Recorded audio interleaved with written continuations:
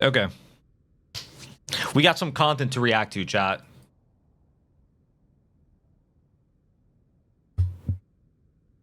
New Samito video, chat. Overwatch creators have lost it. I'm looking forward to this one.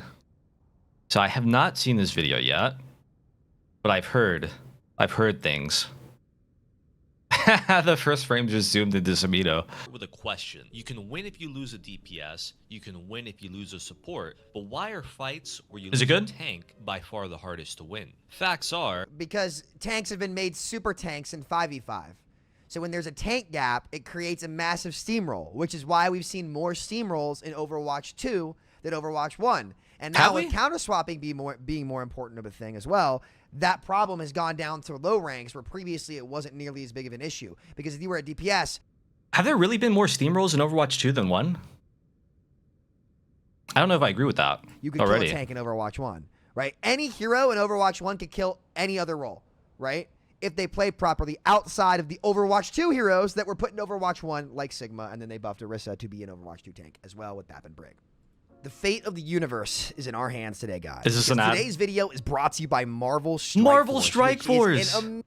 The tank has more health, mitigation, and in many cases more damage than any individual hero in the other roles. If we can say that losing a tank first is most often the worst scenario, then logically we can conclude that the tank is the most valuable player, aka the MVP, when it comes to winning. This doesn't mean the tank player is always the best player, it just means they're the most valuable. No, so also, I just want to say, with this break clip that I've got running in the background, I've had so many people comment, shoot the Mercy, shoot the Mercy, or why is he shooting the break for so long? Because I shoot a break for like 1 whole minute.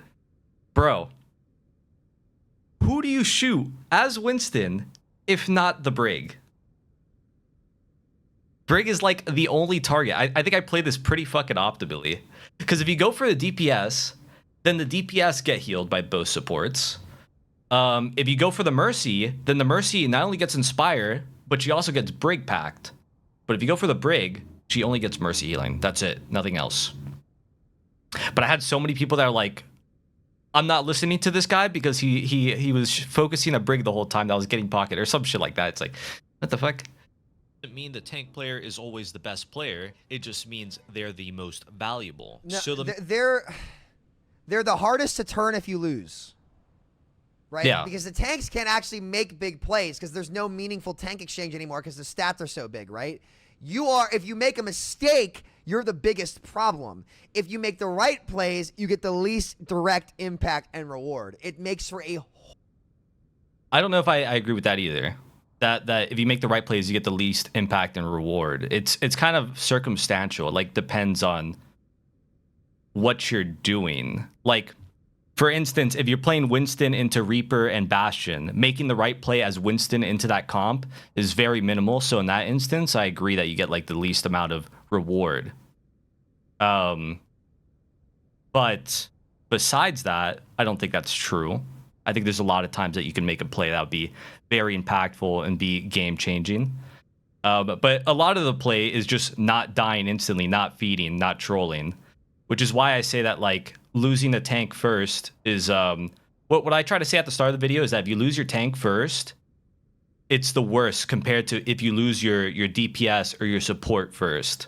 Like if the game just started, you just rolled out, let's say you roll down fucking Flashpoint, New Junk City, your tank just instantly gets bursted by a Zenyatta 5-orb fucking shit, I don't even know, Cass, right click, whatever. He just instantly dies. That fight's pretty much GG, go next. Whereas if you lose a DPS or support, you can still kind of like, you might want to reset, but you can still kind of do something. Player especially with ults. $1 million question is, why does being the MVP feel like shit to most people? Well, we have to first ask, why do people play tank in the first place? The reason most people end up playing tank is because there's a hero or heroes in the tank category with a look, personality, background, or playstyle that they enjoy.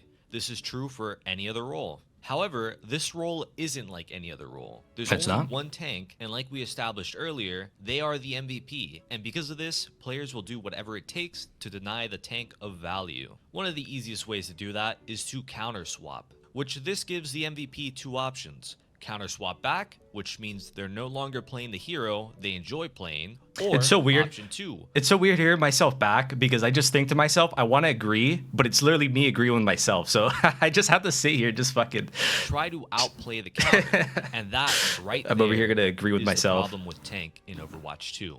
The lack of outplayability. You could also just say they're not flexible. Some tanks have it worse than others, but all of them... Like, you're so deserve right, better. yeatle. The lack In of this video, I'm gonna outplayability. highlight what I find makes certain tanks unfun and offer one of many solutions to Let's make see them what better. yeatle's cooking. We'll start with top Wait, I of the think I was list, in this game. Winston. The counters to Winston... Wait, he are might have been shotgun actually. and Wait. mini- Bro, he might actually be in this game. I ran into him in quick play. and makes I ran into him on is- quick play. Yeah. Am I in this game? He might actually. I don't remember. Hold is on. the problem with tank inflexible. He's trying to find tanks himself. have I it queued worse into than yeatle on others, quick play. but Yeah, I all am, of them I am. deserve better. That's funny. In this video, I'm gonna highlight what I find makes certain tanks unfun and offer one of many I think solutions Blue and I to queued make into them him. better. We'll start with top of the list, Winston. The counters to Winston are shotgun and minigun heroes. Reason being, they can destroy both him and his bubble very quickly. This makes it near impossible for Winston to go in, disrupt, and make it out alive. My proposed solution is to change his alternate fire. I might, like, Instead of being a speed it poking up. tool, what if we reduced Let me the do that. damage 1.25. and instead made it a weapon jammer? A smart Winston will use it on heroes like Bastion. Don't and Mauga, speed it and up? that's to stop Okay. them from winning fights Fine, I won't by speed just it up. holding down the shoot button. The only solution, and I love this video. This is great because this shows exactly why 5v5 will never work. Here he goes. The only All right, answer what is it? to make the tanks work is to take away from the experience from everyone else, right? It's the only way to make it work. To take for away Winston from not the to experience. counterswap. In 6v6, none of this would have to happen. I mean, wouldn't that, like, to take away from the experience of everyone else? So if there was another tank, you're telling me that other tank wouldn't deny you of whatever experience that you're getting, right? Like if they go like Reaper and Bastion, for example, and you're Winston. Once again, I like using this example because it's a very simple one. Winston versus Reaper Bastion. Wouldn't adding a D.Va that like matrixes everything that the Reaper and fucking Bastion do to Winston technically take away from the experience because now they're not countering that Winston is hard because the matrix? I didn't need to do the thing there, but I feel like that All falls they apart. have to do is balance the game better. This balance team could have fixed 6v6 because each character needs to have strengths and weaknesses. And if they don't have any weaknesses, well, you've made a one-dimensional, boring game. I think True. They all do need to have strengths and weaknesses, but there's the point of my video is that they don't have to be as weak to their weaknesses as they are. Yeatle's neutral on the 5v5, 6v6 debate, but he definitely acknowledges the problems 5v5 has, right? But this is a great video because, like, again, these are what solutions would have to look like to stop counter swapping, but they're not healthy solutions for the game, right? They're not, because Why you not? can't fit a square hole into a round, or a square into a round peg, whatever it is, whatever the saying is. You guys get what I'm saying. Why does he But say yeah, that? like, notice how every solution is going to be to take away from someone else's experience. This did not have to happen. So they're not healthy solutions. I got to think about that. Wouldn't it like improving the gameplay for tanks be healthier for tanks? Yeah, it would be like a net negative for the DPS and supports trying to individually hard counter an entire role. But I still think the same is true even in Overwatch 1 where it's 6v6. Because like I just said, like D.Va, having a Winston and a D.Va versus a Bastion and Reaper isn't as bad as like just Winston playing versus Bastion and Reaper. In the sense of like, they're still getting their value like negated in their experience slightly ruined because they swapped to those heroes because they wanted to counter the Winston, but now they can't do it as well as they should. And my whole idea is they shouldn't be doing it as well in Overwatch 2. 6v6. And at the same time, it's just a weapon jammer, not an ability jammer. So yeah, Ona can still use Sleep Dart. Things like how long the jamming lasts or the range would have to be play tested, but in the big picture, this would make Winston counters more manageable without making Winston unstoppable like he would be if we buffed his health. Not or letting bubble. people shoot would be OP. Let's move on to another people's favorite, Reinhardt. I don't think so. Regardless It depends on the of how cooldown. Bad idea, in popular my or opinion. viable this hero is, throughout most of Overwatch, It's like okay. So here's something with this video that I think a lot of people don't recognize. When I like introduced a mechanic like the weapon jammer, for example, it's not just like Winston in his current state. Okay, his right click as it is, now it jams weapons. That's it. That's the change. Now it jams weapons. So basically he's jamming weapons on like a 2-second fucking cooldown. That's not what I'm saying. I'm saying this is one way that they could make it so that Bastion, Reaper, and Mauga aren't as annoying, that they introduce some kind of weapon jammer mechanic, but obviously you have to change it. There has to be like a certain cooldown time, maybe how long it locks them out. Maybe it doesn't use ammo, maybe it's an ability instead. Like there's a lot of it's not as simple as just do this one thing. It's do this one thing, but also do this, and that. Taken too literally, yeah, pretty much. A lot of people think I'm saying do it like this and that's it. base has complained about him. Why? Well, it's because they're either nostalgic for Overwatch 1 Reinhardt or their favorite streamer complains, so they just copy them. Okay, so This what pissed made a lot of people Reinhardt off, fun too. in Overwatch 1? The tank Most exchange. people watching this right now are saying in their heads, Ryan Zarya. But Ryan Zarya didn't happen every game. Hell, it didn't even happen It was half a the tank games. exchange. If the second tank, Hog Lover 69, wanted to play Hog that day, he was going to play Hog that day. So although Ryan Zarya may have been peak to some, the reality is, most of the time, that's not what happened. What people really low- like about lower ranks Reinhardt it kinda did, is but- Reinhardt. Being able to Not hit every swings, game. hit fire strikes, land pins, land shatters, but all of these things got Definitely not buffed. half the games. So why does his gameplay feel like it's lacking now more than ever? Because Ryan flourished in the tank exchange. He couldn't run straight into backlines. He swung on tanks, and he was the better Ryans, the best Ryans, were the most efficient Ryans with their shield management, health management, and building shatter. But now You that could still every do all that tank is a stuff. fucking super tank, no matter how you swing your hammer, you're going to get drilled by everything of damage because there's not another tank to help mitigate damage by holding space forward by existing, right? There's no meaningful tank exchange on the front line, and that you're never going to kill the other tank by yourself. To top it off, Shatter gets Suzu'd, gripped, like everything just shuts it down. So like there's no direct value. Why does a good game feel less like I you're don't know about popping that. off and more like you're just not feeding? I think as Reinhardt, you could definitely just fucking run over a Sigma and kill him, you know? Like, there's obviously, you're going to have to be a little bit smarter about how you use your cooldowns, shield to block sleep dart, shield to block rock, yada, yada, yada. I mean, you had to do that in Overwatch 1 anyways. Only difference is now you're getting shot at a little bit more. But in exchange, they buffed Reinhardt a little bit to like make up for that, to make it so that, okay, he doesn't have Matrix, he doesn't have Bubble, so we're going to give him a shit ton more armor.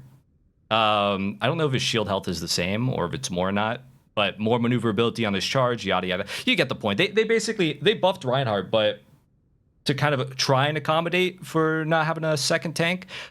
But what I'm saying is, I don't think they did it enough. They're just a hair too little on it. It's simple, because despite his kit getting buffed, most of it doesn't translate to kills. And to Yep. that, we can thank mobility creep, which is Yep. every new hero as well as some Yep. old getting mobility, but also things like Suzu.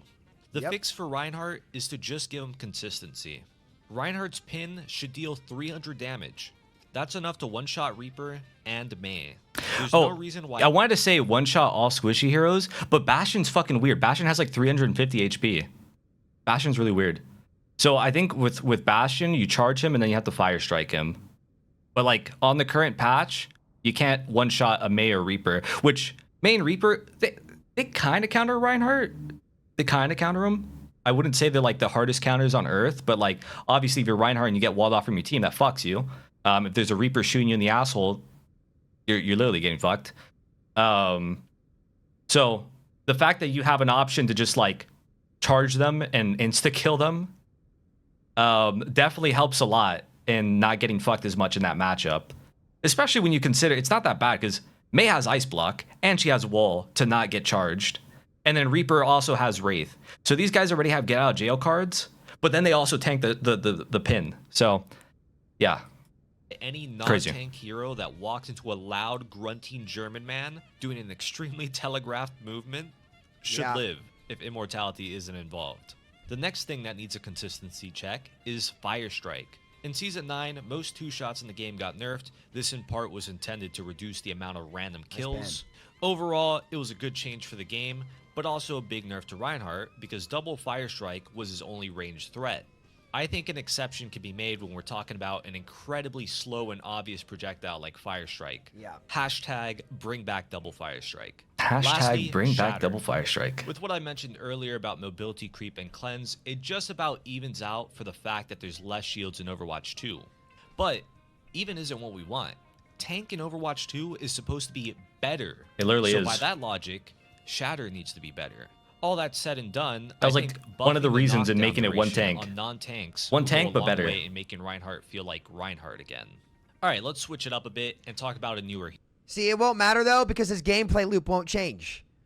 Like, again, you can rebalance this as much as you want. It won't make the gameplay loop have more options and feel better, right? It will never feel the same because 6v6 was better for tanking. It won't feel the same as 6v6. I agree with that. Better is subjective, though. Bro, Reinhardt... So I said at the beginning that... What did I say about Reinhardt? I said... Fuck. I want to say... I said something about, like, people that miss Overwatch 1 Reinhardt are either nostalgic... Or no. Fuck. I want to get the exact words that I said. I think I said they were either nostalgic or they hear their favorite streamer complain about Reinhardt, so they complain about Reinhardt. That's what I meant to say. So that's why people complain about Reinhardt. They're either nostalgic or for Overwatch 1 Rein or that. And the reason why I said that is because if you open up fucking Overbuff right now, which, you know what? Fuck it. I'll do it. I'll open up Overbuff right now. If you open up Overbuff right now, and for those of you that don't know what Overbuff is, basically it's a website that like tracks the stats for heroes and whatnot. Let me resize this. Hold up. Do it like that. Tracks the stats for heroes, like their win rates, their pick rates, etc., whether that be in ranked or not. And it does it for people that have public profiles. That's the thing to mention, because private profiles don't get tracked. However, I think public profiles are still a pretty good representative of overall. Like, it might be off by like 1% or 2%, you know? Like, it can't be that bad. So let's look. Let's look at let's check by roles, tank, and we'll do pick rate. This is the last 3 months. This is all modes. Reinhardt's second most popular, a 52% win rate. 52.43. Dude has a pretty high fucking win rate among the tanks. That's all modes. Okay, fair enough. Let's make it, instead of just making it the past 3 months, let's make it, I don't want to do all time because that might do Overwatch 1. So we'll just do last 12 months. Okay? Whoa, Reinhardt has an insane fucking pick rate. It's like people like this Reinhardt hero in Overwatch 2. What do you know? And his win rate, 51%. That's better than most of the tanks. There's only one tank that has a higher win rate. Let's sort it. Oh, sorry, there's 2 tanks. Junker Queen and Mauga. Okay, but yeatle, that's all modes. That's not competitive. All right, let's go competitive. Pick rate. Holy shit, 3.11% pick rate over the past year. Win rate, 51.74%. How high is that? That's the second fucking highest. What do you know? The Reinhardt hero ain't that bad. It ain't that bad. So I think it's valid to complain about missing Reinhardt in Overwatch 1 because there was like the tank synergy, the Rein Zarya, the Rein D.Va, Roadhog, whatever you want. But again, like I say in my video, Rein and whatever didn't happen every game. Like you had a mix. You had like whatever the hell your tank was going to play. Sure, you probably had a little bit more Rein Zarya than most, but it was whatever. You're at the mercy of your other tank, basically. So at that point, you're not playing just for Rein Zarya. You're playing because you enjoy playing Reinhardt, which is what I try to say in the video. And yeah, and then what I'm alluding to is that like he's kind of not as good as he was in Overwatch 1. And it's not so much about the tank synergy. It's just about the, like, you do the plays as Reinhardt and you don't get the satisfaction.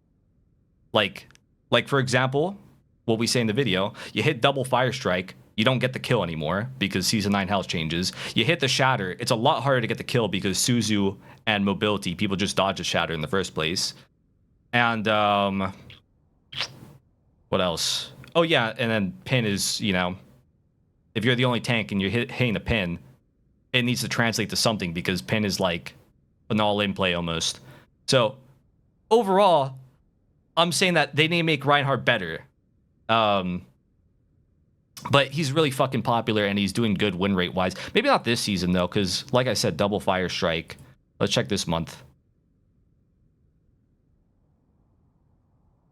What the fuck? Wait, he's doing good this month. Even Season 9, he's popping up. How the hell does he have a... I'm actually surprised about that one. I don't know how he has the highest win rate. Yeah, and I could also like sort this by ranks, which will probably go down. Where is it? It's 51.82. Still pretty high. Damn, wait, what the fuck? Oh, fucking Ball and Zarya are eating dirt right now. We can do it by like last 12 months. Sorted by win rate. He's up there. He's middle of the pack, whatever, in GM. But most people aren't GM, so this doesn't even fucking apply to them. You know, this doesn't apply to most people. But yeah, let's get back to the video. Sorry, I derailed a little bit because I just wanted to prove the point that Reinhardt is statistically, he's doing good. He's actually doing great. But as far as like when we're comparing Overwatch 1 Ryan to Overwatch 2 Ryan, what is he missing that he had in 1 that he doesn't have in 2? And yeah, you could say the tank synergy. Obviously, every tank's missing a tank synergy. But another big thing is just like the satisfying parts of his kit don't translate to things. And because of everything I mentioned. Just like if we removed 1 DPS from the game, 6v6 would have been better for DPS. Or if we removed 1 support from the game, 6v6 would have been better for support. Like all of this shit is being forced because of the format change. And people still don't want to accept it. We are having to do all of this because of the format change. We never had to do any of this in Overwatch 1. Hero. Like, redesigning every fucking character. Like, come on. Ramattra is a tank that's been pretty sleeper strong for a while. He's good. But strong does not equal fun. Yeah, when I agree. Ramattra released, I played him a lot and at a high level. I got rank 1 with the guy. But the high didn't last for long because as time passed on, I just played him less and less. And some of that can be a product of metas and balance changes. But the main thing that stopped me is how helpless I felt when it came to CC. It felt like if the enemy team had an Ana or Orisa, I had to wait for them. Here, let me just jump back on the last point for like a second. So what I'm trying to say is that like tank synergies were things that people did miss 100%. But another thing people also really liked is just playing the hero and doing good and executing off of it. And I think that in Overwatch 2, it's not as satisfying as it could be. And that's my whole point with making this video, that they definitely could make it better and more satisfying, and they just failed to deliver on that. And yeah, that's the main point. Like people are convinced that it's the 2 tanks that's what they needed, but it's not even half of it in reality. Cooldowns before I could start playing the game. And if they didn't use their cooldowns, then I ask myself... And since we're here, since we're in 5v5, why not try to have solutions, you know? Again, that's the point of the video. We're here already.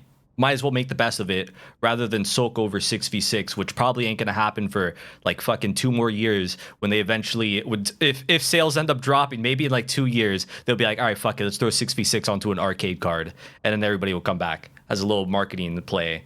But until then, why not make what we got better, you know? What's for dinner? Because at this rate, I can make a nice egg and Because we banana can. sandwich, eat it, come back before it's my turn to play. We the game. absolutely Yeah, I wonder can. why. The reason it feels like this is because as Ram, the only countermeasure for CC is the deployable shield.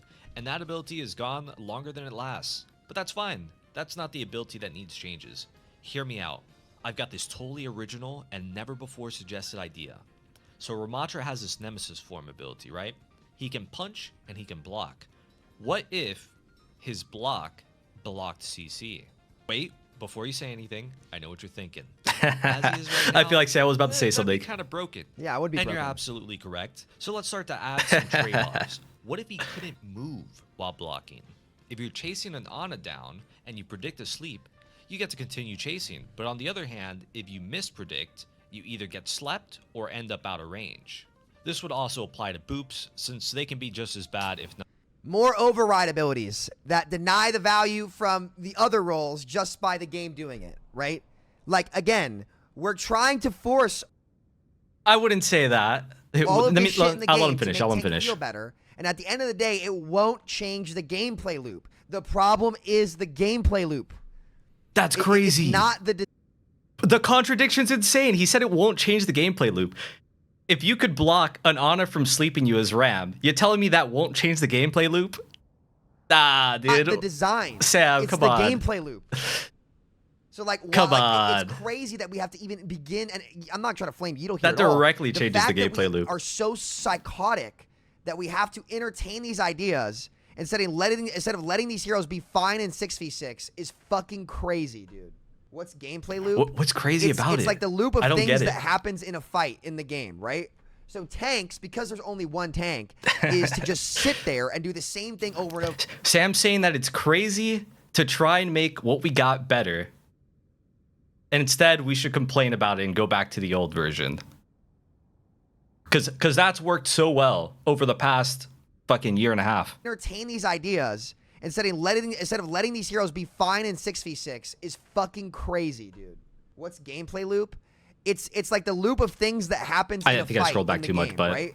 So tanks, because there's only one tank, is to just sit there and do the same thing over and over again. There's one correct decision and like 10 incorrect decisions, because you walk in and feed, you die, right?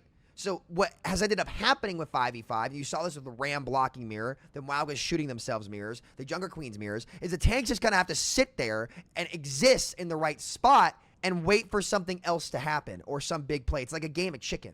It's I wouldn't say because that. Previously, in 6v6, there was a resource battle between the tanks where you could actually kill the tanks when they made a mistake in that resource battle and get direct value, right? And there was also a second take to help mitigate and absorb CC and help you with spacing, which just felt better in general, which also made way more options. Oh my, what the fuck? Oh, that tripped me out. His fucking notification. That tripped me out.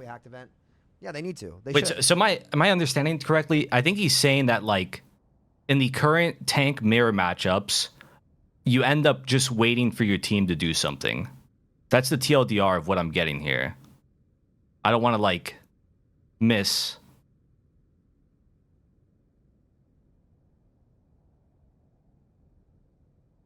My second time listening, but I don't know if I'm following. That you kind of just wait. Yes, and counter swapping.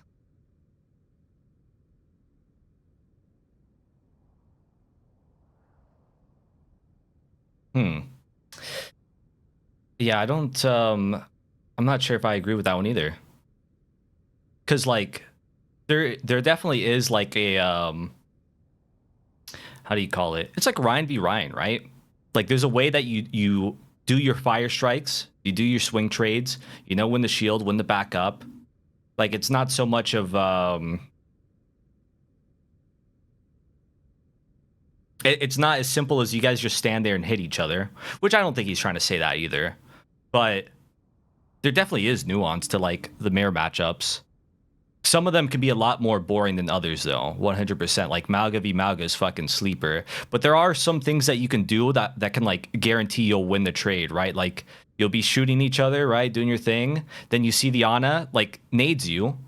And, you know, if you're a dumb Mauga, you just stand there and you keep shooting them. If you're a smarter Mauga and you see that nade coming, you immediately hit the 180, you fucking charge out. Then you re-engage with Cardiac Overdrive, and now you don't have to worry about getting anti-nade, which and then makes their Ana a little bit useless as a support because she's not putting that pressure. Whereas you might have like a fucking, I don't know, a Zen and Ana of your own. And now you have the anti-nade advantage. So there definitely is still like things that happen. And it's not dumbed down. I think the only difference is in Overwatch 1. Yeah, in Overwatch 1, the exact same thing happened of like where you're kind of relying on your team to use cooldowns in a certain way. Like, you're again, we'll go back. You're doing the Ryan trade. Only difference is now you have Zarya bubble on you. So now you get bubbled, you know to go more aggressive. And that's like that window that tells you when to do something. Compared to like the Mauga example that I mentioned earlier, you see that they threw a nade, you disengage, and now it's time for you to go in and start doing shit. Like, there's still nuance. I don't get how this point. Maybe I'm missing something here. It solves all of these tank problems. It solves all these tank problems. There's still interactions giving happening. Ramattra immunity to CC, even if he has to sit still, feels like shit for the DPS players and the support players. It has to come at the cost of another role. That's the problem. That's the design loop that 5v5 is forced that you cannot balance your way out of, which is why 6v6 is better. It solves all of this in one go. It really does. All you have to do is change I already kind of gave my take on this point earlier. Give them immunity. Name one time where immunity has been received well by the player base. Never. Because oh no! Of course, everyone's going to dislike it, but there's a trade-off to it.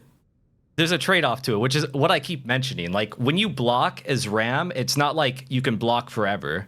It's not like you can instantly block either. Maybe there's even a delay between blocks. Like, it all depends on how you like make it work. So it's an outplay. Like, the Ana looks at you and you're like, I know this Ana is going to instantly go for a sleep dart. So I'm just going to block in that moment. And if I'm wrong, then fuck. I won't be able to block for like another second or something. You know, there might be a delay. It all depends on how it gets balanced. Then all of a sudden, now that Ana can punish me because I fucked up. I made a misread. Instead of, like, I outplayed myself, basically. Yeah, also, chat, Samito's cool. He's a homie. This is like the only thing I've ever disagreed with him on, but we're homies. I miss when he used to make like posts on Twitter all the time back in Overwatch 1, because a lot of his takes, he's right, like on a lot of things. Samito's actually right on a lot of things. This is just the one thing that I kind of disagree with him on. But like, I remember when he was talking about Brig back in Overwatch 1, like most people were like, oh, Brig's not OP, Samito, what are you talking about? Brig's not OP. And he's like, bro, Brig needs to get fucking nuked from the game. And I still agree.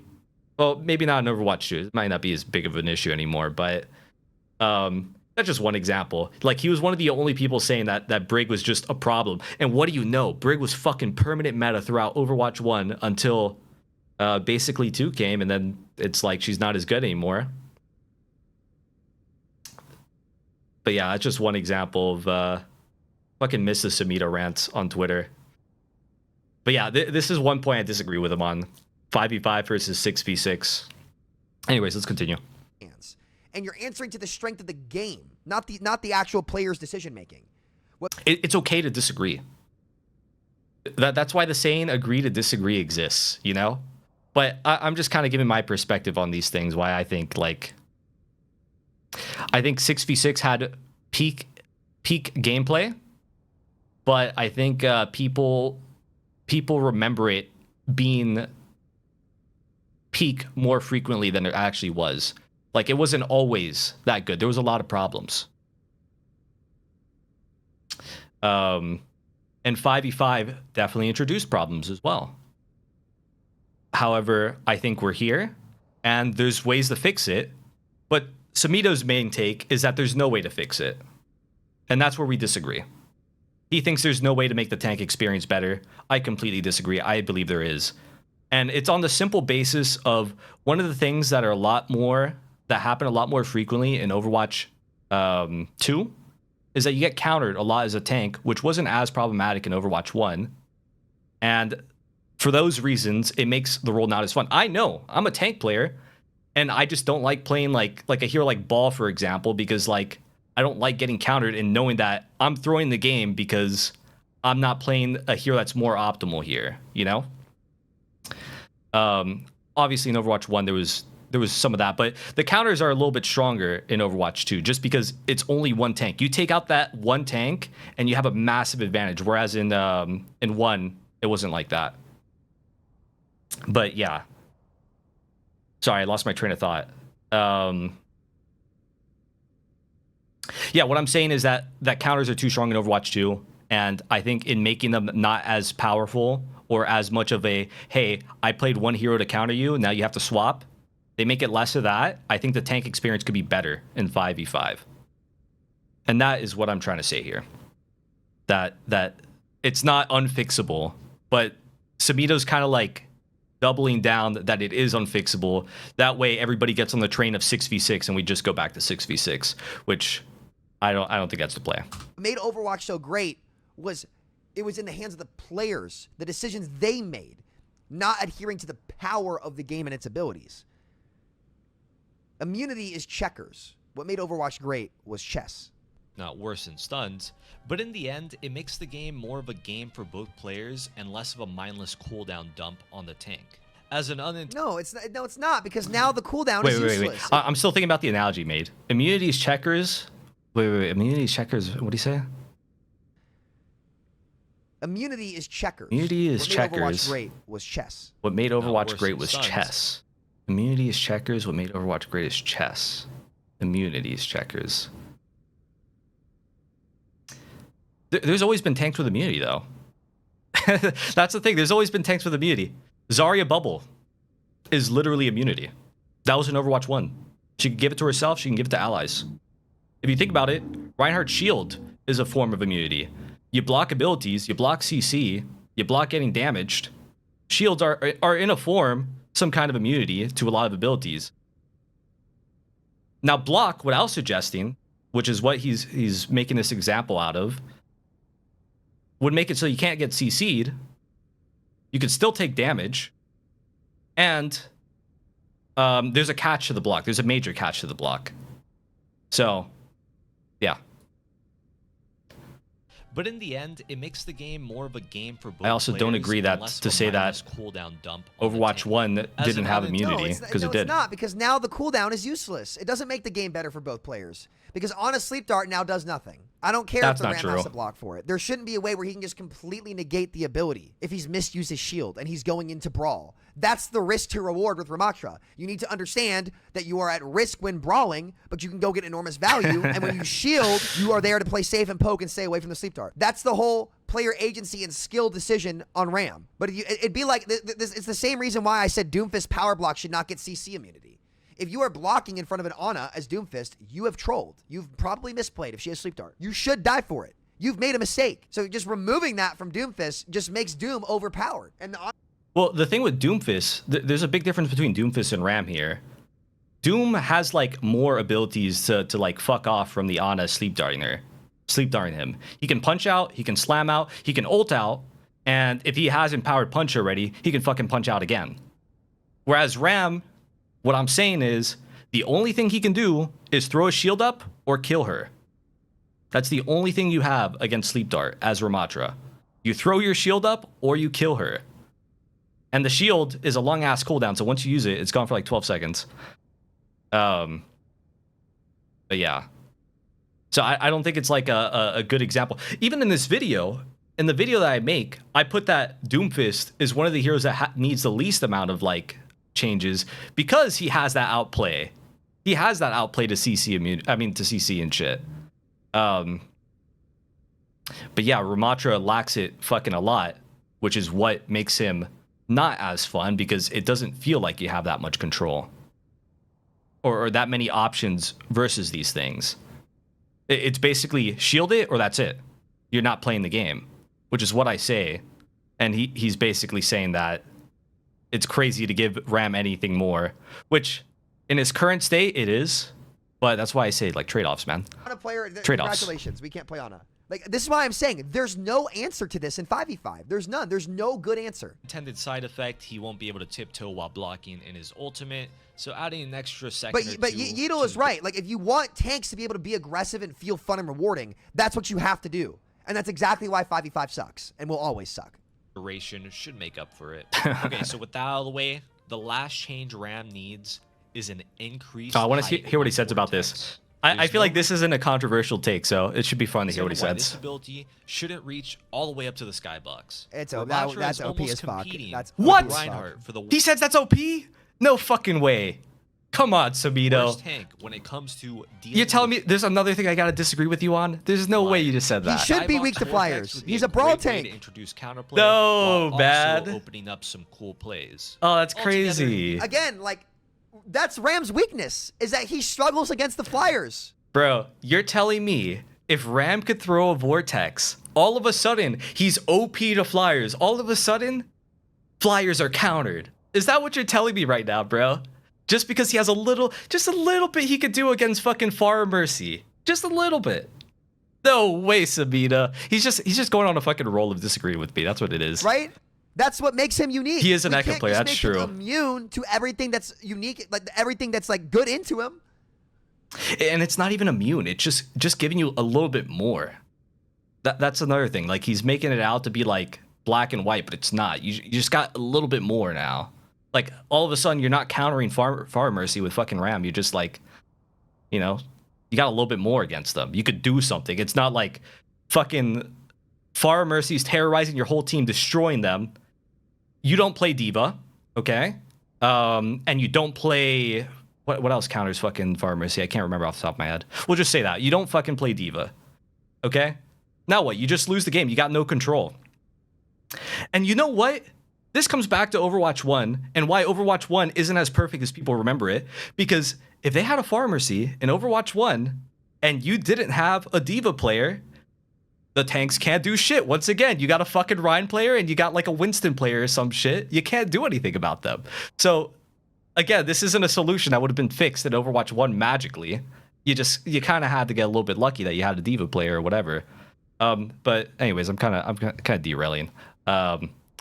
Yeah, just give tanks just a little bit more, you know? Just a little bit more. Like, again, like this is what 5v5 is for tank design. Like these tanks have to have weaknesses. We can't make them immune to everything. So again, it takes away like as an echo player. Like, again, like this is what 5v5 is for tank design. Like these tanks have to have weaknesses. We can't make them immune to everything. So again, it takes away. Wait, why? Who said that? Why do they have to have?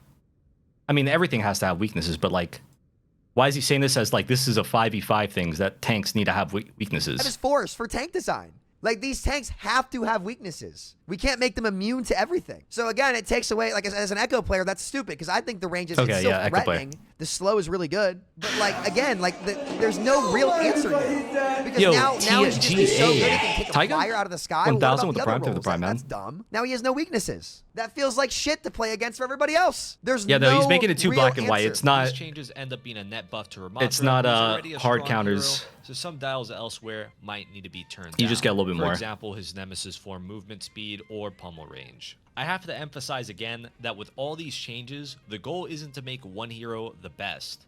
It's to make them all generally more playable, and a big part of that is addressing what makes them unplayable. With that being said, let's talk about a hero that I found to be very playable, Zarya. I think this one might be a hot take to most people, because most people don't like play Zarya. But anyways, I'll let it go. Throughout Overwatch 2. I got a lot of Zarya mains angry. Miserable, I can always fall back to her as the tank that could fight back against most of the BS in the game. It goes without saying. Yeah, people say that she's weak. Block stuns and boops. So by default, which I guess to be fair, I haven't played her that that much this season. Counters, so because of that, changes she needs aren't as dramatic as the others on this I don't know about list. that. I'll start by saying she's a little too hard to outplay. Everyone knows to shoot Zarya when she oh yeah, uses people both really bubbles, didn't like this but take. not everyone knows when she uses both bubbles. Even if you, on an individual level, are trying your best to track them, there are times where you can't afford to stare at the Zarya, She or can be good, times though. she She's bubbles just- someone she's out of good. sight. What I'm trying to say is, unless Zarya uses both bubbles out in the open, it can be hard to find a punish window. Some kind of visual to show that would go a long way. Just to name an example, glowing bright bubble when she has one, or varying opacity depending on how far off she is on the That's map. Yeah, this is the not a first bad time I suggestion. make like a That's enough of different that. Let's take on talk this about video. snipers. Hate those guys, think they should be deleted from the game, but assuming they're staying in the game, Zarya has no good way of dealing with them. So if the map is here we go. unfavorable, the only outplay is to swap to a dive tank or a shield tank. Yeah, What that if should there be were her a third weakness. option though? One that didn't involve swapping. What if Zarya had some kind of tool to at least pressure snipers? Oh, I guess she... Main point here, she has tools to pressure. Doesn't mean all of a sudden Zarya can fucking counter snipers. It just If her right click was a little bit better, she could pressure snipers. She has that alternate fire thing, And she's but not completely it's kinda hard slow. countered. It's You like have to she's aim got it really something high she could do. further they are. Well, as much as I love the arc on the Don't say it. secondary fire, increasing the projectile speed will go a long Here we way go. for pressuring snipers. On the same train of thought, though, she'll need a reduced cost for ammo. That way she can chuck 1 or 2 extra right clicks, That's but broken. also so she has a little bit more beam pressure on the barrier heroes that counter her like Reinhardt or Winston. And bada bing bada boom, that's a wrap for Zarya changes. Moving on. Dude. What's he come on, got for we can't be this? Serious. Again, like, what made Zarya beautiful and made the gameplay loop around Zarya beautiful is that she had to min-max and the player had to make good decisions with the bubbles and positioning to get value. You still do though. That's what makes Overwatch fun. Not every hero does it all for you at the floor, right? That's what made the game worth playing. It's like he's not giving like inaccurate suggestions as ways that could make heroes more viable in more situations, but it takes away from what's special about the game in an enormous way. Yeatle is not cooking. I mean, he's okay. If this was the right hear it. direction to go for the game, these could be valuable suggestions that would make tanking more viable. But again, it takes away from what made Overwatch special with unique hero identities, certain things being good into certain things, but in 6v6, just by picking those things, you didn't get a massive advantage that would just win you the game. You still had to execute. Now, Okay, wait, let me if you keep did all playing it. this, you wouldn't have to execute. The execution requirement would be a bare minimum, right? Like Ramattra blocking sleep dart. Like, okay. Doom power blocking sleep. I feel like there's like a contradiction in there, but hold up. Let me run it back one more Right? time. I feel like there's That's a what made the contradiction game worth going on. playing.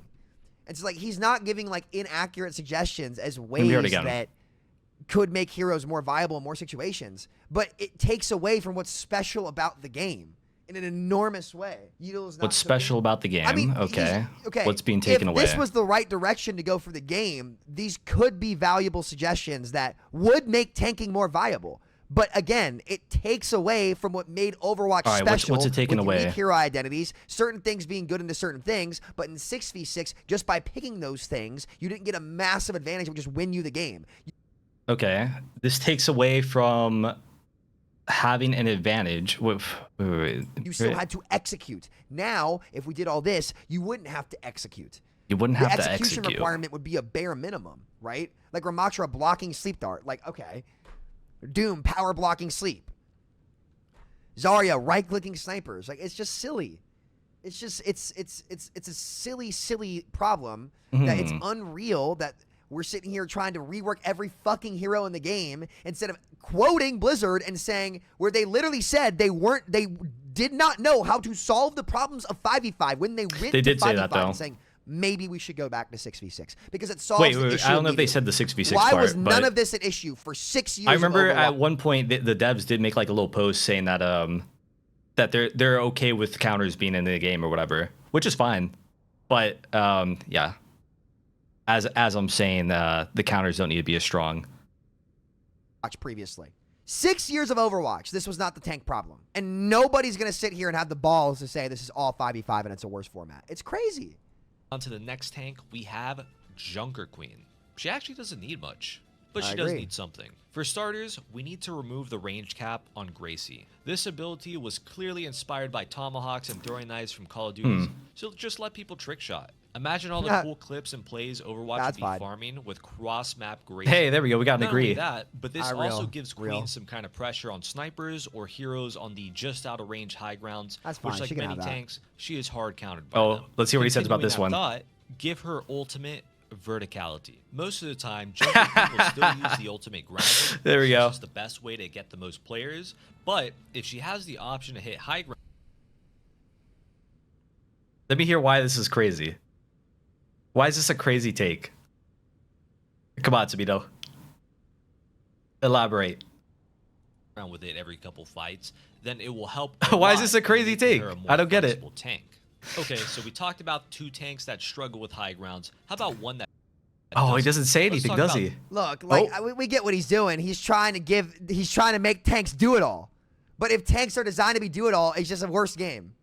So like it's silly. The Junker Queen is a on the ground brawl tank. She should not have hypermobility options because her strengths and her design are on the ground brawl tank. Okay, yeah. It's that simple. I feel like what Samito's advocating for is that tanks should be hard countered. That's what it sounds like to me. Like I think we can wrap it all up into that. It sounds like he's saying that tanks in Overwatch 2 in the 5v5 format should be countered. Followed by we should go back to 6v6, which we know he wants to go back to 6v6. But it really sounds like he's saying that tanks should be countered, hard countered, and have no way to deal with anything that counters them. Because I just suggested that Junker Queen could ult to high ground, which is just one way to use an ultimate in Overwatch. Okay? Go to high ground. That way she has just a little bit every couple fights to deal with people on high ground. And he doesn't like that idea because he thinks Junker Queen is on the ground, doesn't have vertical mobility, and should stay that way. So she never really has an option to play against that. That's what I'm getting out of all this. Like, most of the things that he's, like, disagreeing with, it kind of just sounds like, no, tanks in 5v5 need to be countered. And yeah. I mean, tanks got countered in Overwatch 1, but again, like, it wasn't as big of a problem because of the other tank, which we've all acknowledged and accepted that, yeah, the other tank helped a lot. So why not give the one tank more help in Overwatch 2? I just don't get that. I don't understand it. And the only thing he's really said about it is that, like, it takes away the game for the rest of the players in 5v5. But so did having another tank. So, like, we're kind of just coming back at a loop here. Because, yeah. Well, we'll play it out. We'll play it out. I just like to see what he says about the rest of the tank changes. We should just give Echo a sniper. D.Va is a hero whose main counters in Overwatch 2 are Zarya and having an... And the reason why the one tank is, like, getting all these crazy changes to make up for their weaknesses, not to completely, like, make them unbeatable in their weaknesses, not to hard counter the counters, just to give them a little bit more, is because there's one tank. There's one. It needs to be more powerful than it was before. It's just how it is. Before we get to either, it can't be so easily countered. Is it just me, or does it feel like D.Va's... Otherwise, we have the state of tank that we have right now. This is the state of tank right now, where everybody's not enjoying tank. Well, not everybody, but a lot of people are being vocal about not enjoying tank. And it's simple. Like, I know it as a tank player that I've gone through this many, many times playing fucking all the tanks at one point. I have fun playing the tank when it's good. Then all of a sudden, they do one or two swaps, and it's like, I can't... I know if I keep playing this tank, that I'm not going to get any satisfaction out of the kit. Like, I'm going to do the tank things that I want to do, like Winston. I'm going to fucking jump in as Winston. They're going to blow up my bubble in 2 seconds with Mauga and Bastion. And I'm not going to have fun because I'm playing right, as good as you can with what I got, but it's like, it's so unbelievably one-sided that I can't do anything. Yeah. Forever. I sure wish there was a visual indicator to let me know that it's running low. Maybe it could change colors. Or maybe imagine if we were like in 6v6 and DM didn't have to last 4 seconds. Yeah, DM lasting so long is crazy. Anything. Wait, let me run it back. DM lasting so long is crazy, by the way. But or maybe imagine if we were like in 6v6 and DM didn't have to last 4 seconds. Capacity lowers. Okay. Or maybe it starts valid. Something. DM wasn't as bad in 6v6. Very similar issue to I don't think anyone would disagree with that. Zarya. If Zarya's bubbles got a visual indicator, but what does he say about the visual indicator change? More clear, and in turn, maybe the D.Va versus Zarya matchup wouldn't be so one-sided if the D.Va... He's gonna disagree with this. Down. Imagine if barriers like Reinhardt's or Winston didn't have... Yeah, he does agree with it. You wouldn't know to keep shooting or not.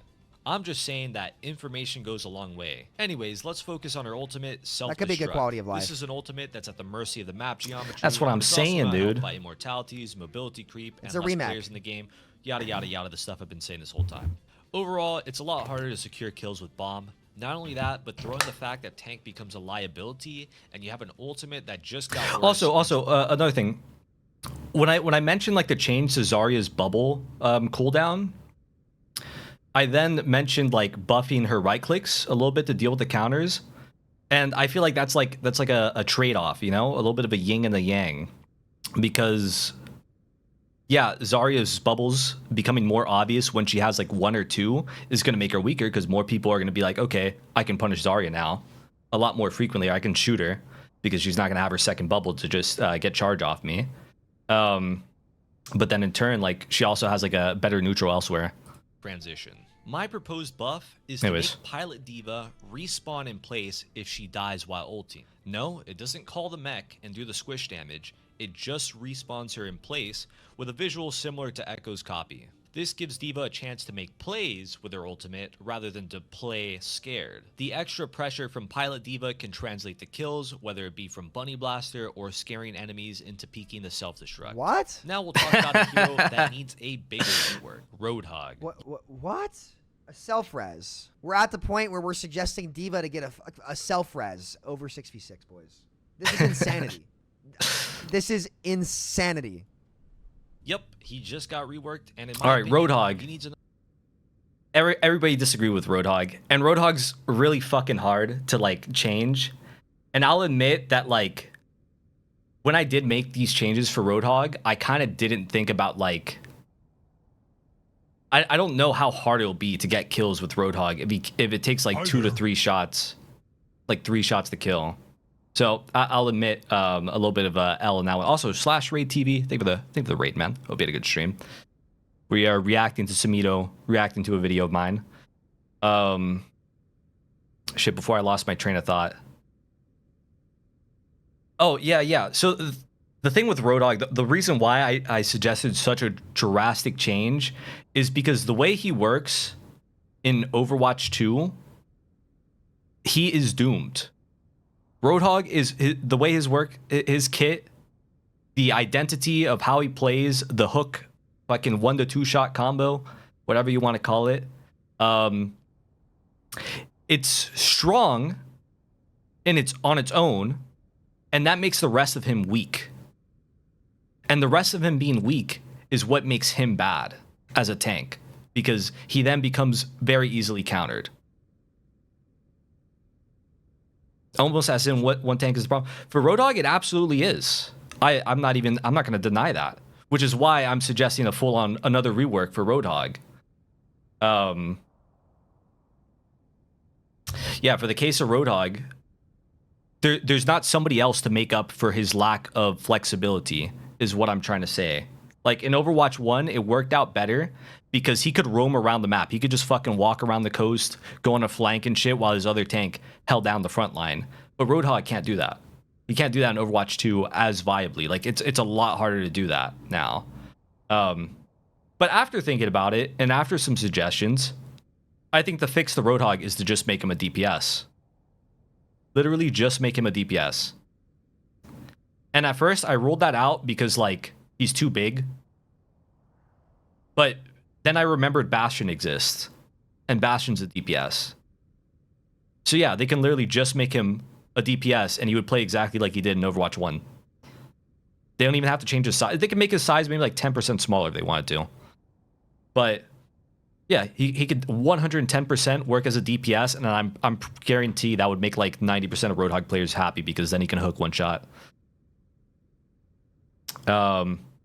But anyways, back to the rework I suggested in this video. What was I saying? Yeah, his kit is just so unflexible. It's not flexible. And if they try to make the rest of his kit more flexible, what ends up happening is he just becomes broken. Because like I said, his whole power is in the hook fucking 1 to 2 shot. There's just so much strength in that, and then weakness everywhere else. So it's kind of like an impossible task to make him work in 5v5, where he's a flexible tank. He still has that satisfying hook 1 to 2 shot combo that everybody loves. And he's not broken. He's not broken good or broken bad. It's practically impossible to check off all those boxes. So that's why I start to suggest, okay, we kind of keep his kit as it is. That way it's not a rework that requires a new ability or anything like that. But we tone down the power on hook and his gun and start distributing it elsewhere. And that's why this change sounds like crazy and out of fucking left field. It's because Roadhog is kind of, as a tank, he can't work in 1v1 in a way that he won't get countered, and he won't be dog shit, or he won't be broken. That is why. Another.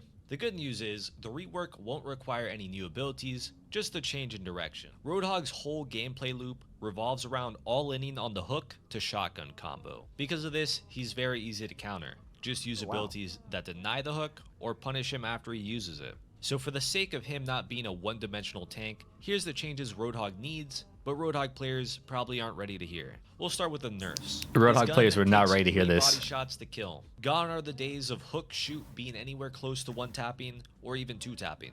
Next up, kick pen. We're keeping that ability, and it still slows, but now it does less damage. Now here's the buffs. Roadhog has a tighter spread on his shotgun and less fall-off damage. This way, he can use it more for poking heroes that are out of hook range. As for Pigpen, if it's not already activated, he can jump on it like a trampoline and bounce the high ground. This not only helps him challenge high grounds, but can also Stop. Stop. Roadhog just needs a full rework, man. It is what it is. Stop it. I'm so glad yeatle made this video. Yeatle is one of the smartest tank players to ever play Overwatch in the content creation scene.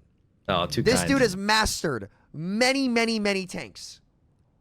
He knows the game. He's an elite player, and he's done it on. He's at rank 1 on multiple heroes. Okay, he's not trolling. He's not.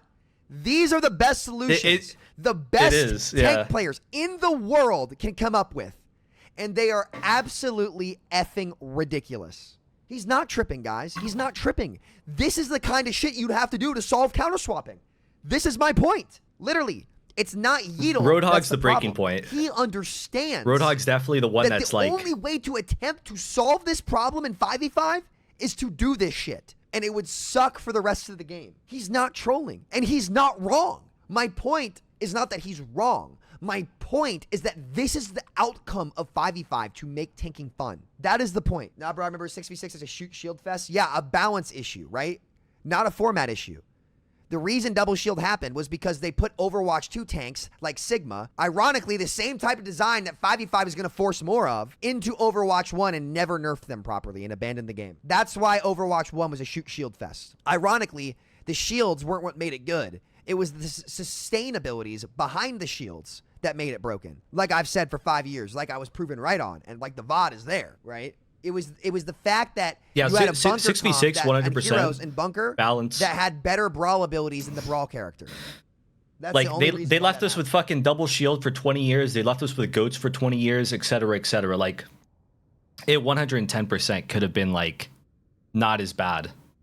So I definitely agree that 6v6, the game wasn't broken. Like, it wasn't any more broken than 5v5 is. It's just, they didn't make any balance updates because they were working on Overwatch 2. And the balance updates they did make, they fucking sucked because the balance team was terrible. They didn't listen to feedback, and they were just fucking terrible. So, the devs now in 5v5, the balance devs, although they're not perfect, I'm actually amazed with how much better they've been than the 6v6 balance devs. So, and we also get like hella frequent updates. Reason why that happened. So, Orisa also doesn't have a shield anymore. So, I don't know what to tell you. So yeah, it's just funny. But yeah, yeatle, like, these suggestions are ridiculous. But this is the kind of shit it would take to let you not counter swap. Ask yourself this: is this a better Overwatch? And the answer is hell no.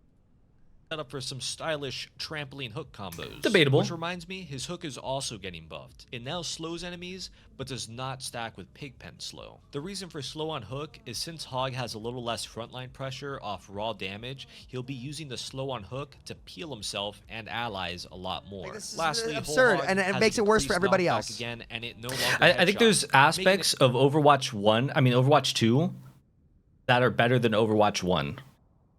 Like balance aside, just keeping it simple. 6v6, you had your synergies, and you just had that extra player, and the comms were there, and it was just better because there was more people, you know? And you can get a little bit more creative with the compositions and whatnot. It had a lot of peak moments. But I think one thing about tanking in 5v5 that is better than 6v6 tanking, one thing that we have is we have a little bit more control than we did in 6v6. Besides the counters, besides the whole counter argument that I'm making in this video of counter swapping and bullshit, you don't have to rely on your other tank to cover your ass. You do it yourself. So if you're getting countered, you can just swap, which I don't think that's the way it should be. It should be if you're getting countered, you play a little bit better. But you have more control as the tank in a way. In a way. Now, in the world where they do this, where they start giving the tanks more tools, it'll definitely feel way better. Because not only are you a better version of a tank, having a brain fart. You're a better version of a tank. And you got more ways to deal with shit. Whereas in Overwatch 1, you're a little bit more reliant on your team because 2 tanks. Less of an insta-kill and more of a make the enemy disengage, go off the map, or slowly die in the corner. Overall, Roadhog needs big changes to become flexible and not broken in either direction. Now, Yeah, but again, like, what makes Overwatch hero design unique is that every hero has a specific thing it does well. At what point well. does tank start feeling homogenized? That's like, to make sure I understand this correctly, that's like when all the tanks start to feel the same, right? That's what you're saying? That they're all like similar or whatever? I don't know what point that happens, but I do hear it a lot that tanks are starting, like, if these changes happen, they would go in that direction, but I still don't agree. Because Ramattra, for example, in the way I suggested, where he has block to deal with CC a little bit, that doesn't make him all of a sudden play like fucking Winston. Like, let's be real here. That doesn't make him play like Winston. That doesn't make him play like Wrecking Ball. That doesn't make him play like Zarya. That doesn't make him play like D.Va. Like, he doesn't play like any of these fucking heroes if you make the changes I suggest. Reinhardt also doesn't play like any, like, I'm not, I don't agree with that argument. I think it's when we start introducing more tanks that have the same abilities is when that's a little bit more like, more of a problem. But although we have tanks with similar abilities, it hasn't gotten to that point yet. Like, when Sigma came out, everyone was like, oh, I can't believe they made another hero with Matrix. But the way you use Sigma's Matrix is completely different than how you use D.Va's. Like, D.Va will use it to rotate and to peel and as her, like, aggressive factor in a very different way than Sigma does it, because Sigma doesn't have the mobility to use it the same way. Playstyle and not ability overlap. That's not my argument. Playstyle and not ability overlap. Yeah, I still don't think that, like Mauga, I mean, like, not Mauga, fucking Ramattra would play anything like Winston. Like, they all have their different ways of how they're going to take space, I think. I think it's not a problem. Not right now, not for a long time. That's what makes the game special. So making every hero like generalists just makes the game boring and bland. That's the problem. let's talk about the other round. Yeah, that's what we just talked about. I don't agree. I don't agree that we're getting to the point where tanks are playing too similar. We're not there yet. Like, you can think of all the dive heroes, and they don't play the same. Like Ball, Doomfist, Winston, D.Va. Those heroes do not play the same. And if you implement the changes I suggest, they still don't play the same. They might have similar objectives, like we're all dive heroes. We're going to dive like the Ana, for example. But you're going to do it in completely different ways. So, yeah, I don't think this is an issue. Like Roadhog lost a chunk of their playstyle and transitioned Not yet. to Overwatch Not for a long 2. time. And with the current format, it's never coming back. But Yep, that real. doesn't mean we can't make something similar or better. The big change Yeah, it Ball does, needs actually. to become a more flexible solo Why? tank Why can't we because make the something option similar or against his better? Counters. My suggestion is when adaptive shields are activated, the initial 1 to 2 seconds grants him CC immunity. It doesn't make Absurd! Yeah, let's just remove all the weak points of the characters. Okay, congratulations. Ball feels like shit to play against for every support player. Now, nobody wants to play support, and the queue times go through the roof. Hey, Because people in start order playing for tank. queue times to be good, Now they in all role start queue, playing tank. each role has to be equally rewarding, fun, and balanced. When there's only one tank and 2 of the other roles, it's impossible to have role power be equal. And role queue... And also, in a world like this, where like more CC immunity is implemented into the game, like, I'm not saying that you can't start changing the rest of the heroes. You know? Like, for example, if everyone starts getting... Not everyone, but with what I'm saying, there's a little bit more like outplayability and CC immunity and whatever. Maybe Ana has like a slightly shorter cooldown on sleep. You know? It's not like the rest of the game is going to go unchanged once these changes are implemented. Balance. You tune things. That's how it works. Q times to be good. Each role has to be fun. But in the end, tank is supposed to end up being better than it is now. Like, that's one thing for sure. It's supposed to have more outplayability and not so simple of a, hey, I pick this hero, I win. We have learned this multiple times. When double shield was meta, no one was playing tank. In October of 2020, when it was Rein D.Va, Rein Zarya, Monkey D.Va, Monkey Zarya, tank Q times were about the same as every other role. In Season 7 of Overwatch 2, when support was too good, DPS Q times were instant, the most popular role in the game. Nobody was queuing because the role wasn't rewarding. Q times are directly affected by Rein D.Va, Rein Zarya, Monkey D.Va, Monkey Zarya. Tank Q times were about the same as every other role. In Season 7 of Overwatch 2, when support was too good, DPS Q times were instant, the most popular role in the game. Nobody was queuing because the role wasn't rewarding. Q times are directly affected by balance in the role queue format. That's true. So now in 5v5, where it's impossible to evenly distribute the power between roles, and you can't solve Tank's gameplay loop. You can't evenly distribute it. Tank just needs to be better. It's as simple as that. There's one tank, one representative for the role. They just have to be better. And give tank players more options and more freedom. Even in Overwatch 1, you couldn't evenly distribute it among the 3 roles. Like, you could try to get it close, but it was never gonna like be perfectly balanced. And have the frontline exchange actually matter and have more to do. It'll never be balanced. It will never be fun. It will always come at the expense of someone else, right? So CC immunity on ball is absurd. It is absurd. Absurd. Make him unbeatable, but it creates a mind game with the stunner and the stunnee. Nice boot. Do I stun early or do I stun late? Got this if with you the ask double. me, there's a lot more interaction than, oh hey, ball is rolling in a straight line, I will sleep him, or ball is midair, just hack him. There will definitely need to be some tweaks to his HP or adaptive shields to balance things out. I'm not going to throw any numbers out there just because I couldn't get him. That was sad. Done. Now there's a couple small changes he needs. Firstly, allow grapple out of spawn. If Kiriko can TP cleanse out of spawn and Doomfist, Kiri should not be able to TP out of spawn. Hey, honestly, on this, I'm with either or. We can either make it so nobody gets cooldowns out of spawn, or just fucking everybody does it. It's weird that there's an inconsistency here. 360 head bounce out of spawn. I don't see a good enough argument for why ball can't spawn in with grapple. This was a change to combat stalling when there was 12 Kiriko players should not have her TP out of spawn. Neither of those things are true anymore. Doom should have I think punch. it's about time to bring it back. Next, let's increase the time before grapple breaks by 2 seconds. Once again, this is another change made for Overwatch 1 to combat stalling, but seeing that he's a solo tank now, an extra second or two can go a long way for playmaking. Moving on to Minefield, there we go. We got the Samito approval. Remove the cast time. Nobody is interrupting a 0.1 second cast time on purpose. I know we had loot boxes. Oh, I want to hear what he says about this. It's time to stop rewarding gamblers. Lastly, buff. I do. I try to hack time it well. Yeah, let's just remove all counterplay. Stop the fucking cap, Samito. Stop the cap. 0.1 fucking seconds. You are not trying to interrupt an ability, and if you are, you're fooling yourself. You're fooling yourself. Samito's a fucking capster, and I just caught him in fucking 1080p, 60 FPS.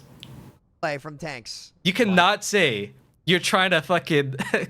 I mean, maybe you're trying. Maybe it's like, oh, ball's going in. Maybe he'll go for minefield. Then we just hack him.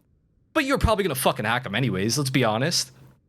Come on, dude. Get out of here. In general. With Season 9 increasing everyone's health pool, 2 mines Samito's trolling me. Combine that with the fact we're adding another hero that clears mines in every way possible. Yeah, you can buff mines. The ultimate is factually worse than it's ever been, and arguably the current worst. Oh, what does he say about this? If it's not going to 2-tap anymore, then buffing the health per mine will go up. I was curious if you disagree with it being the worst among the tanks. Because I think it's very valid arguments for it right now. A long way in making it actually in the season. Zone and not just a reason for enemies to use one ability and clear them. Now, let's talk about Overwatch's most recent problem tank, Mauga. Since day one, shooting tanks has been his greatest This one's another one that I had to kind of fucking pull some shit out of my ass because similar to Roadhog problems. And greatest weakness. His kit requires him to shoot tanks so that he can sustain, which creates these massive jumps in viability, where in tank matchups like Hog and Winston, he deletes them while also getting infinite self-heals. But then, versus Sigma or D.Va, he does nothing and ends up getting starved of heals. In short, Mauga needs to be less reliant on shooting tanks. How do we fix this? You know what's ironic about this clip though? This whole clip, it's just me shooting squishy heroes. In our faces this whole time. Reward Mauga for shooting squishy. Yo, Philippe Shitey. Make the single fire. For the 27 months, in the 27. Appreciate ya. Give dual fire Watching either more yeatle, fall-off watching damage or less yeatle. accuracy. Yep. The goal should be to make it only viable for shooting enemies at point blank or for breaking barriers. Next, is, though. Overrun needs CC immunity on windup. This ability gives Notice how every answer from most of these tanks is to remove all counterplay for the other players. It's the only answer. It's to remove all counterplay from everyone else. Do you know how you could make the tank I wouldn't less say miserable that. without removing all counterplay? Imagine if there was like another tank on the field that could help absorb. Removing all counterplay is like a big exaggeration. It's not. It's adding counterplay to the counterplay. A level of counterplay to the counterplay. Not a all of a sudden, here's your counterplay. Now you can't do it anymore because I just countered you. It's here's your counterplay. Maybe I can counter you. That's what it is. Maybe. And mitigate cooldowns used on you so that you could hide behind their health pool and their cooldowns that are all weaker in general. If I win the mind game, Instead I of can outplay fucking you. Immunity to everything. Again, 5v5 is checkers. What made Overwatch great was chess. The only solution to the tank role is to make everyone else in the game checkers. It is a horrible game design decision. gives Mauga a chance to outplay stuns and boops, but as it is, the first second winding up makes it too difficult to outplay anything reactively, and with how long the windup is, you can't even outplay most things predictably. Next up, Cardiac Overdrive. Instead of healing for damage, it should be increased fire rate and reload, and it should probably only apply to him. This will make it so that Mauga gets shields at an even faster rate, making dual minis slightly more viable, but also making him rely less on healing, and in turn, making his greatest counter, Anti-Nade, a little less effective. Lastly, we gotta increase or remove the cast time on Cage Fight. Oh, shit, he approved. Should be canceled on purpose or not at all. Here, I mentioned it again. This is a hot take. Winning a game off canceling Cage Fight isn't winning because you're better. It's winning because you're lucky. Please, save the luck for the casinos. Moving on to the next tank, we have Sigma. You can reduce a weird tank. He's yeah, permanent you might be able to reduce the cage cast time, to be honest. meta on Circuit Royale and Havana because shield versus sniper's good, but everywhere else, he's somewhere between a safe pick and a questionable pick. His main weakness is that he gets run over or run past, but even those weaknesses are covered pretty decent by his kit. Yeah, I wonder why. Wait a minute, the only Overwatch 1 tank that transitioned perfectly into Overwatch 2 was the hero that single-handedly made the worst meta and least fun meta ever in Overwatch, and the devs never nerfed it properly. Any proof you need that Overwatch 2, or Overwatch 1's double shield was a design issue is in the proof of the pudding, and that Sigma was the only Overwatch 1 tank that, regardless of the meta, transitioned perfectly onto the maps where he was good. And they nerfed his on the maps cooldowns. where he's good. They nerfed his... I'm pretty sure they nerfed his shield. I wouldn't say he transitioned perfectly just because, like, he said on the maps that he's good. Which, yeah, he did. He did transition perfectly there. But I don't think that's a good transition per se. Like, ideally, you want to be able to play a tank on whatever map. That's the ideal. I mean, obviously, some maps will be a little bit worse than others, like playing Sigma on fucking Watchpoint Gibraltar where you can't get to any high grounds. That's a little bit of a problem. But like it shouldn't be like a complete throw, I think, to like play a hero on certain maps. Like let me think of another map. Like Sigma on fucking, what's a really like weird map to play Sigma? I feel like King of the Hill is usually pretty weird. Like, when do you guys see Sigma on, like, Lijiang Garden, for example? When do you see him on fucking Lijiang Garden? Dorado Second? Yeah, Dorado Second's weird, too. Yeah, it's just really fucking weird to play him there. And I don't think he needs to be strong there. Just, like, maybe just a little bit less weird is what I'm trying to say. More coming into this game. They nerfed it more, and he was still good. design and balance issue. A passive that grants a 5% base movement speed bonus, just so the old guy has a little more to keep up with the faster fights. Oh, and rock into shoot melee combo should kill most squishy heroes. As of Season 9 health changes, it does not. Let's talk about the next tank, Battle Cattle, aka Orisa. This might be a little Orisa cooking. may just be the people's most hated tank, and there's 2 reasons for that. First is she But Samito, they removed Orisa's shield. Why do people still hate playing against her? It is crazy though. What I said for. Because at the start of Overwatch 1, everybody was hyping up Orisa, but yeah, she's definitely become, I fucking hate this hero in Overwatch 2. What is it? 5 years now? It was funny how that changed.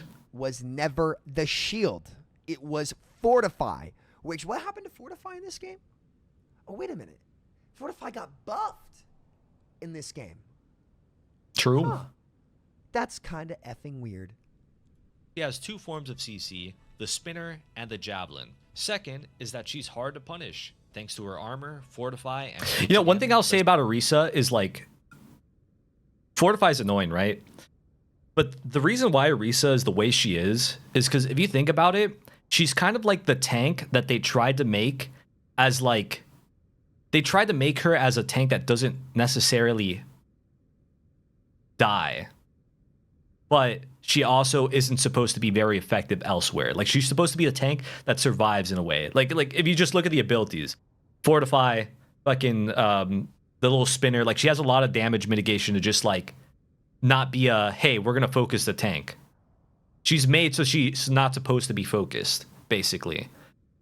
But they've kind of, like, gotten lost in the sauce in, like, 1, that's not the most fun thing to do, and 2, sometimes they just push her over the limit to where, yeah, she survives, but she's also pretty effective at fucking killing people. Like, with the sniper Orisa primary fire, that shit's kind of crazy now.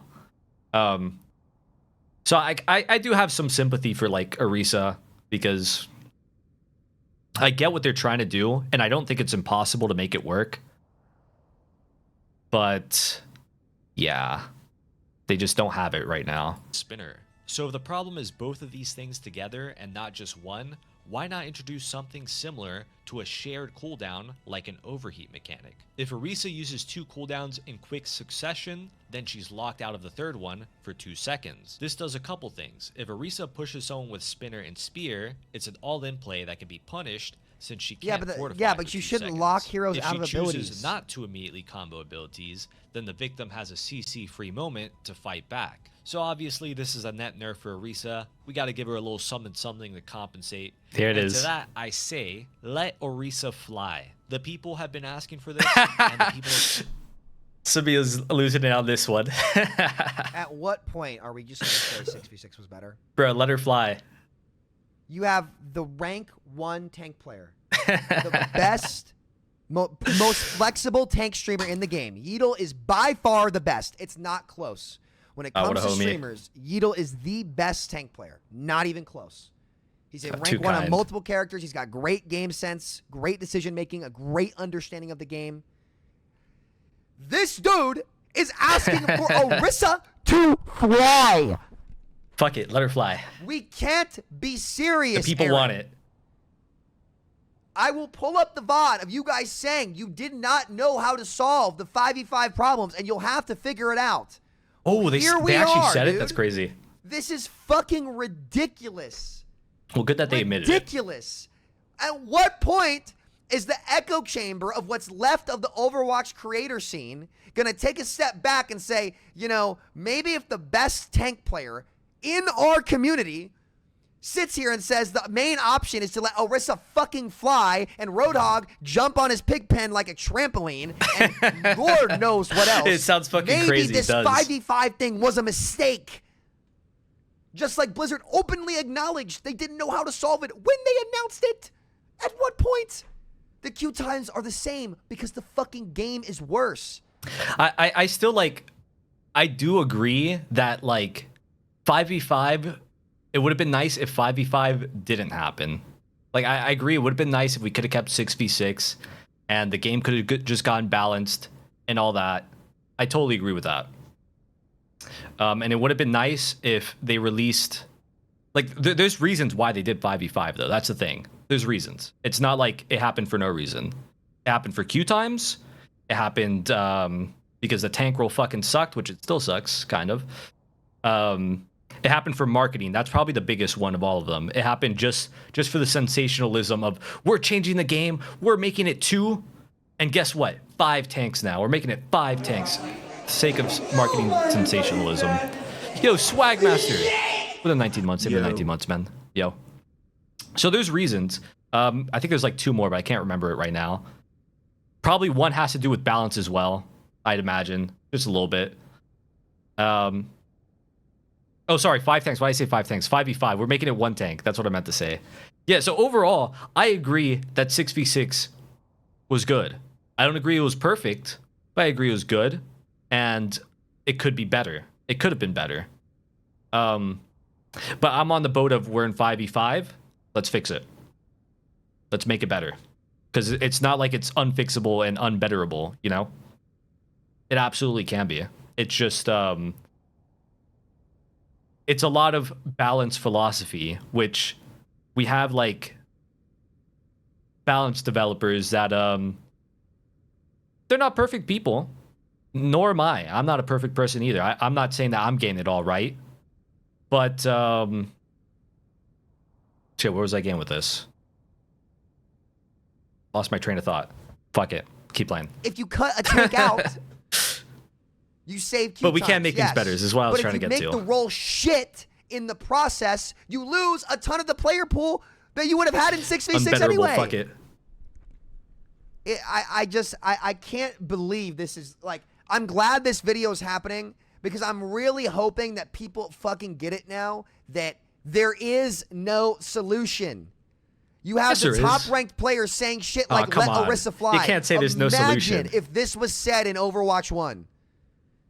We never would have had to have these conversations. Guys, this is absurd. I can't. Stop defending the whole 5v5. video is suggesting solutions. We're getting restless.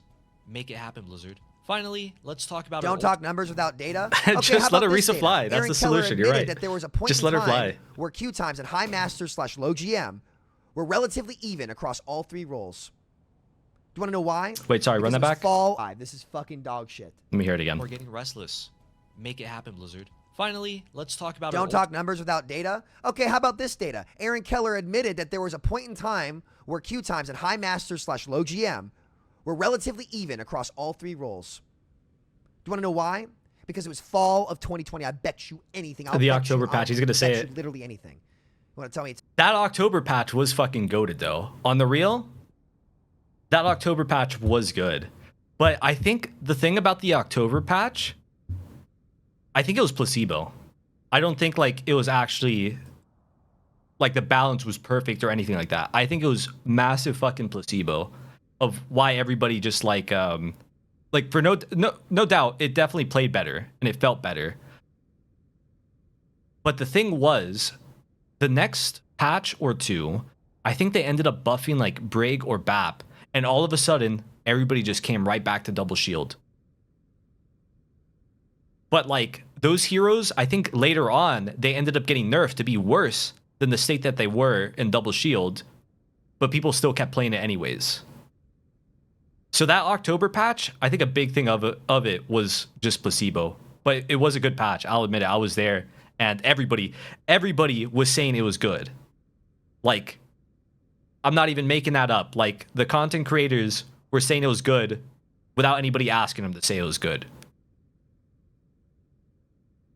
numbers. Okay, yeah, we'll talk anyways. numbers. Aaron said it. What do you say to that? You can solve queue times in 6v6. You do that by making. I believe the it was game placebo. good. You want people queuing your product. You make the game fun. Override Which ability. they basically fucked up by buffing Brig and BAP. That's the long story short. They fucked up doing that. And no weaknesses, and taking the game out of the player agency is not fun. It's Like when everybody was saying the game was good, I still can't get over it. I still can't get over the fact everybody was saying the game was good. Why the fuck did they buff the problems? Why did they buff the things that we've complained about previously? That was abysmal to me. That was crazy that they did that. But anyways, that's the old balance team. That's not the current one. The current balance team is pretty cool and receptive to feedback. But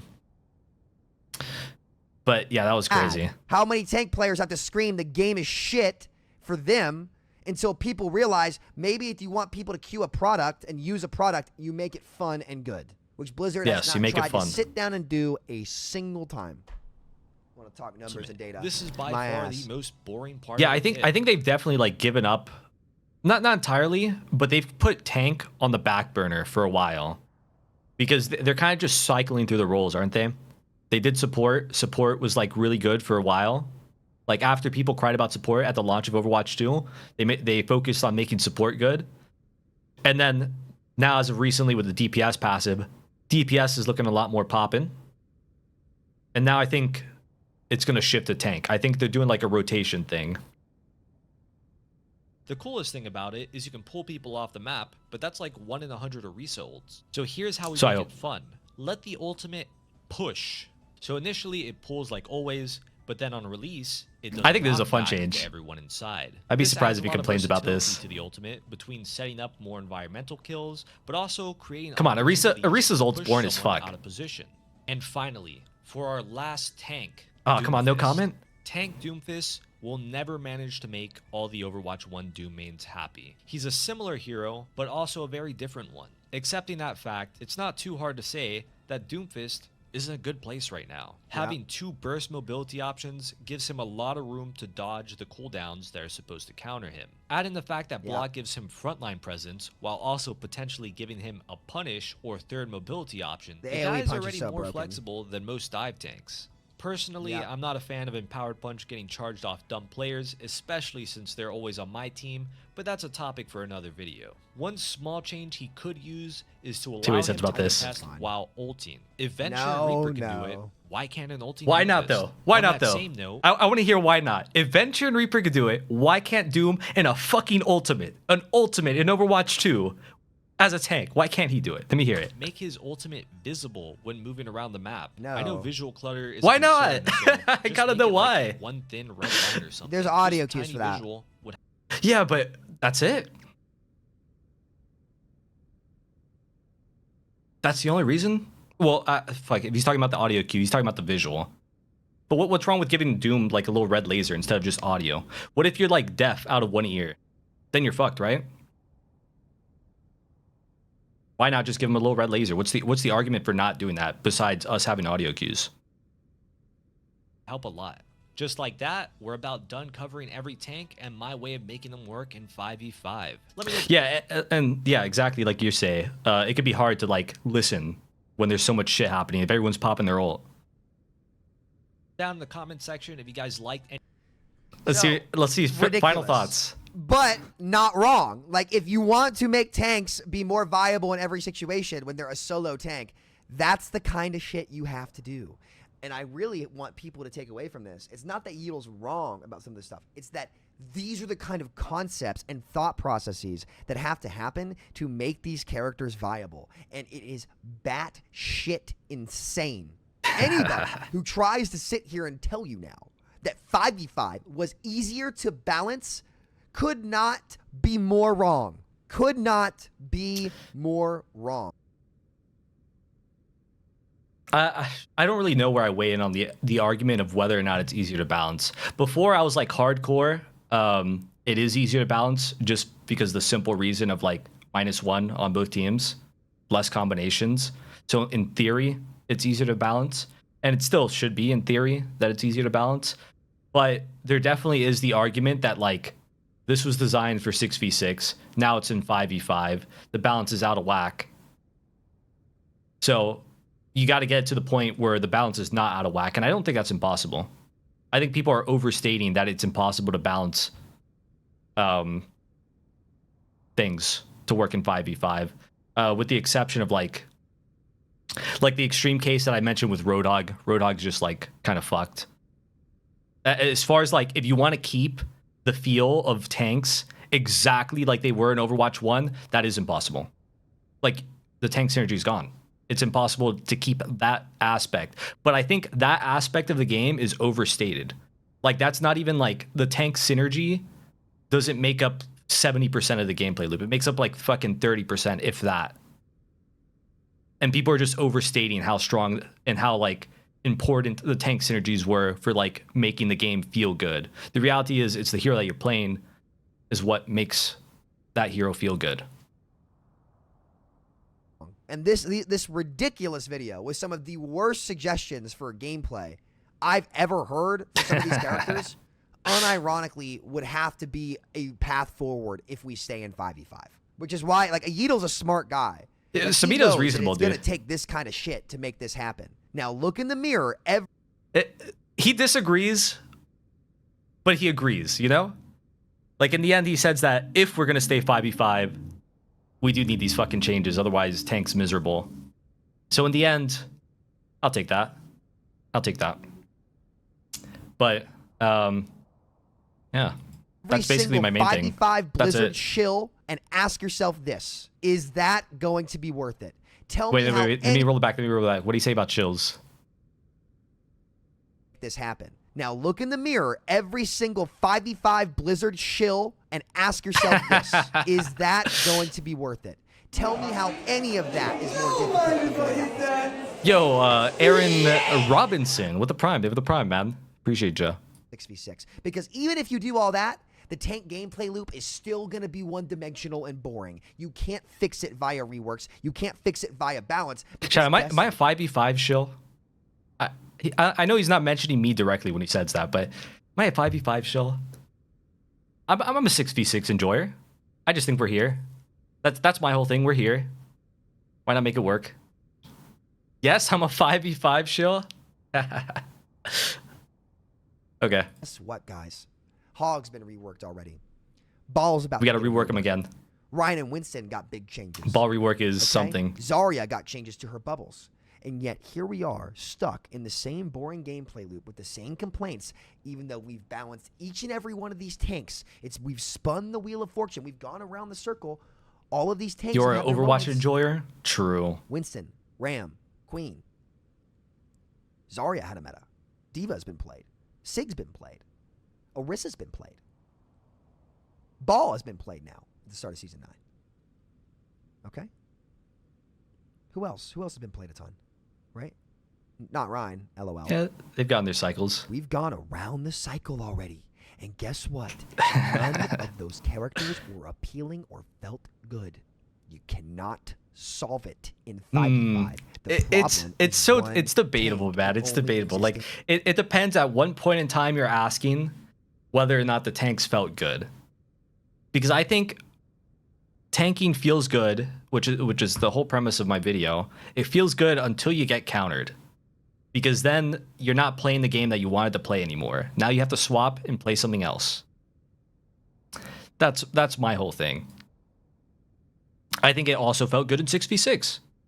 But it also feels good in 5v5. In its pockets. At certain points in time. And what I'm trying to do is expand that point of time so it feels good more often. By yourself. It is a shitty experience. Blizzard admitted that this was a problem when they were first testing the game. But went and did it anyway because Overwatch 2 is a new game.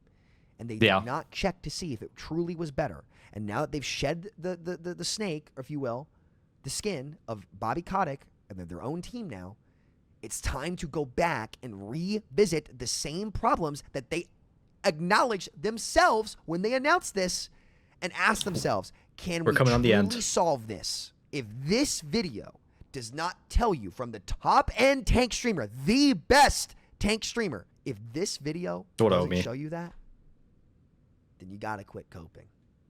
Here is reality. Ooh, that was a hard outro. I wouldn't lie, that was a hard outro. Wait, is there more? Tank players. Okay. This is a good one. Yeah, overall, I mean, in the end, like,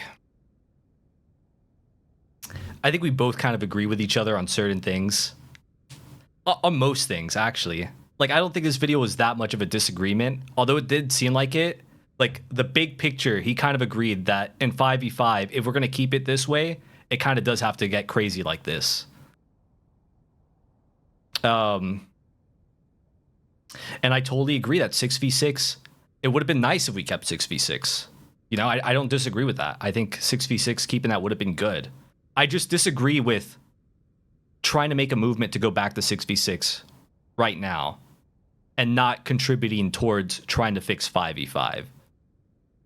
You know, I'd like to see better efforts and more feedback and all that being put towards how can we fix 5v5. And, you know, if another year or two passes by and it's still fucking undoable, and the devs actually listened, actually took feedback, and actually gave a really good attempt to try and fix tank, kind of in the way that I've mentioned, and it still feels terrible, then shit. Yeah, it's time to go back to 6v6 at that point. And at that point, it'll definitely be very viable to go back to 6v6 because I'm sure the numbers will be dwindling, and they can pull it off as a marketing stunt again. You know, just like they were like, oh, Overwatch 2, we're going to be 5v5. We're getting rid of a tank on each team. Now they can be like, now that a couple years have passed by, Overwatch 2.1, we're bringing back another tank. You know? Then they can fucking farm off that. I think that's the likely outcome. Either shit gets fixed or a year or two more passes by and then they try to sell it as something brand new, which would be really easy to do, by the way. All you need to do is flip the switch. I mean, you can literally go into a custom game right now and play 6v6. All the people that miss 6v6, make a Discord, fucking hit up the pugs, play 6v6. You can go to the custom game, change the sliders, the cooldowns on all the heroes. You could play 6v6 right now if you wanted to. But not that many people seem to do it. Anyways, fun video to react to. And yeah, I think me and Sam actually agree on a lot of things. And yeah, that's about it.